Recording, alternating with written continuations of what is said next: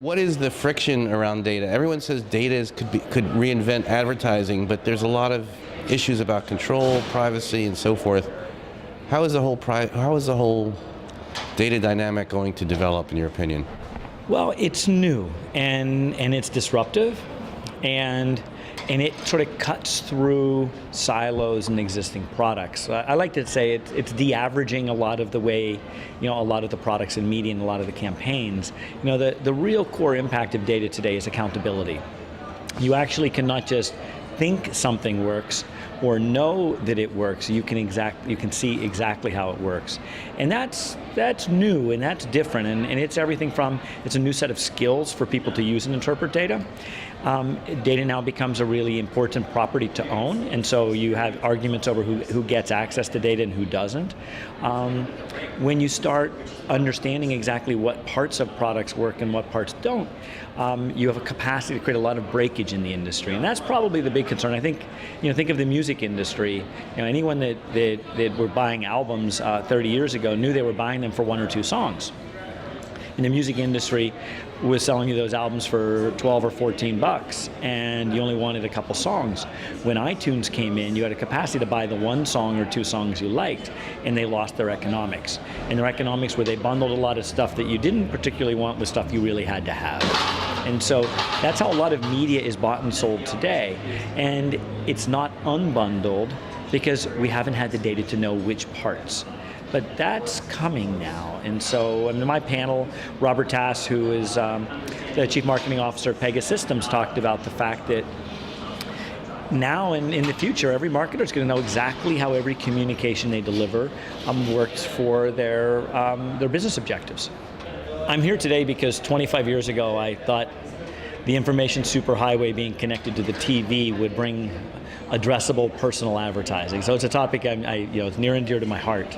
I think the word addressable is thrown around to cover a lot of things, but at its core, addressable should mean delivering a personal ad to each individual person, addressing it to them like you would a piece of mail.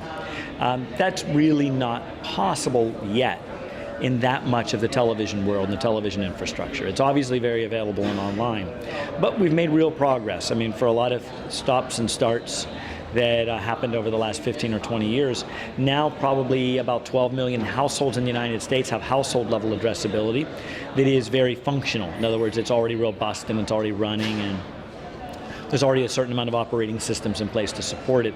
That number's probably going to go up to 20 million over the next year, and there's talk that a couple of the large cable operators might turn on some systems that over the next several years that could get to 40 or 50 million. Still, we're probably looking at between 20-30% of the market, and we're still only talking about probably a few ads that will be changed per person per day. But it's one of those kinds of things like online. Personal behavioral advertising took 10 years to go from technical creation to being 3% of the market. But then in 3 or 4 years, it went to 50% of the market. So it's still going to be a while coming. I think actually the data-driven, audience-based advertising is going to be the precursor to the addressable. It's sort of the proto-addressable, which is maybe we can't change the spot to every person, but we can significantly improve the relevance of the spots to all persons. And that's sort of what you guys are doing. And that's what we're doing at Simul Media. Right now, creative is created according to content and context and environment. And so to the extent that there's different creative for multi-network campaigns, someone will come up with a creative to go into a sports programming and a creative to go into an entertainment program. But we're going to have to start creating individual advertising units for types of people. And that's going to be a challenge because it's new. And it's going to be a challenge because there's a separation now between the creative agency and the media agency that's much more dramatic than it was 10 or 15 years ago. This goes on right now. People are testing different creatives on the personal, on the addressable part. In most cases, rather than changing the ads for the same campaign to different target audiences, in most cases people are delivering different product ads. So American Express might have an ad for a green card and an ad for the platinum and an ad for the gold.